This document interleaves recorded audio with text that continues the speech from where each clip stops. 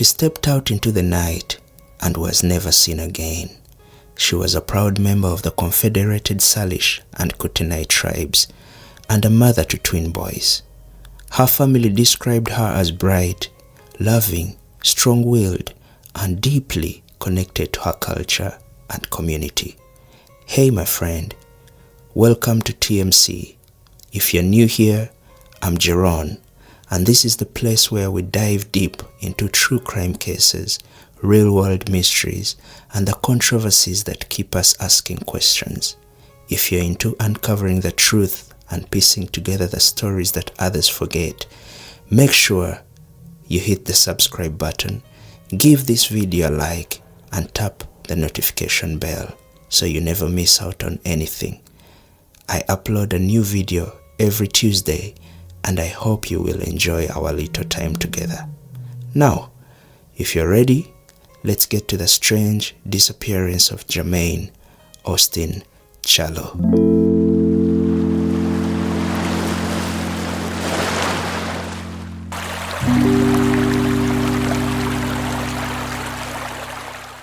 Today, we're covering a heartbreaking and mysterious case, the disappearance of Jermaine Charlo, a young indigenous woman who vanished without a trace in Missoula, Montana, back in 2018. Her story highlights not just a missing person, but the systematic issues that continue to plague indigenous communities across North America. Born and raised in Montana, Jermaine was known for her vibrant personality and determination. Like many indigenous women, she had faced some personal struggles, but she was working hard to move forward. She had dreams, big dreams, and she wanted to build a better life for her children. Jermaine lived on a Flathead Indian reservation, but she often traveled to Missoula, and it was one of those nights that her life took a chilling turn. It was the night of June 15th, 2018. Jermaine had traveled from the reservation to Missoula to spend time with friends. She was last seen in downtown Missoula around 1 a.m. on the morning of June 16th. Surveillance footage caught her walking near the Orange Street Food Farm and later near the Mountain Line Transfer Center. She was with her ex-boyfriend at the time, Michael, a man with whom she had a complicated relationship. According to reports, the two were seen arguing, and not long after that, Jermaine vanished. There were no public sightings, no calls to family or friends. Her phone went dead, and from that point forward, it was like she disappeared into thin air. Jermaine's family reported her missing shortly after she failed to return home. But as with many indigenous women, there were frustrations early on with how the case was handled. Over 2,300 indigenous women were reported missing in the US in 2021 alone. Many of these cases are mishandled or ignored, and in Jermaine's case, her loved ones felt the clock was ticking and that law enforcement wasn't moving fast enough. But still, the community came together. Volunteers searched the surrounding woods, highways, rivers, anywhere she might have gone. Missing person posters went up across the state. Prayer circles were held, and the Flathead Reservation never stopped looking. The FBI and Missoula Police eventually got involved, and it was revealed that Michael was a person of interest. He claimed he dropped her off and that she went off on her own, but his story kept changing. To this day, no charges have been filed and no one has been arrested.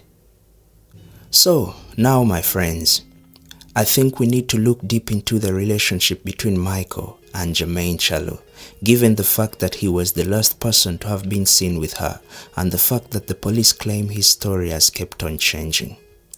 We have to go back into Jermaine's past and take a hard look at her relationship with the man who would become a central figure in her case, Michael.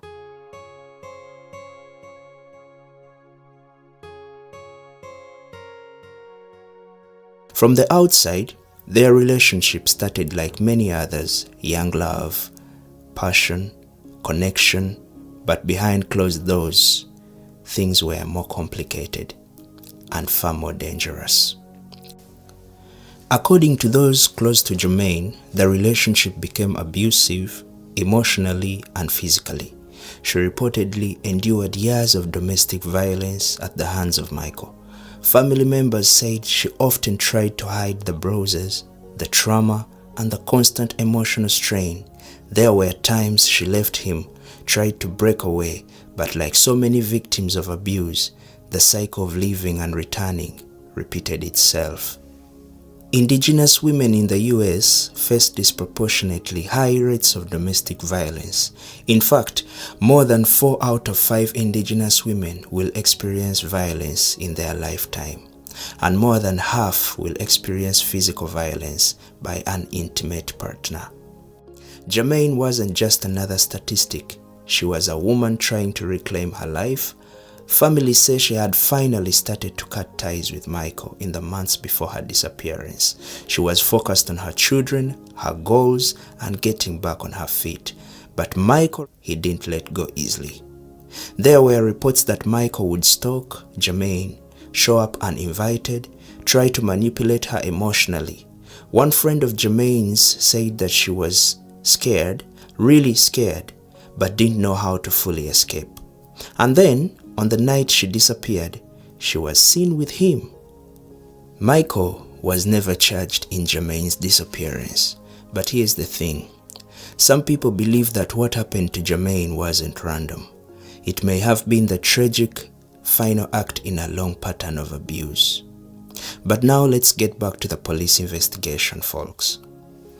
Investigators say they've received hundreds of tips. Cell phone records, social media, and surveillance footage were all revealed.